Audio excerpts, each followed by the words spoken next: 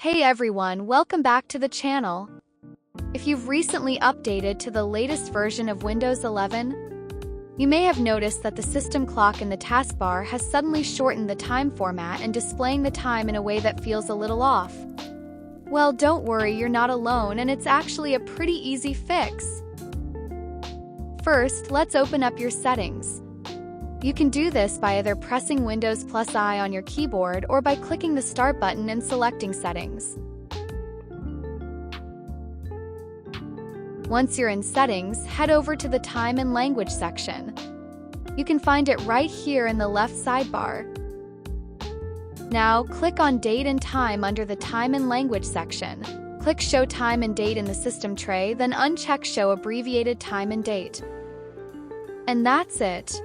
Your clock should now show the full time again in the taskbar just the way you like it.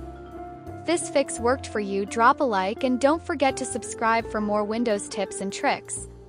If you have any questions or run into issues, feel free to leave a comment below and I'll help you out. Thanks for watching.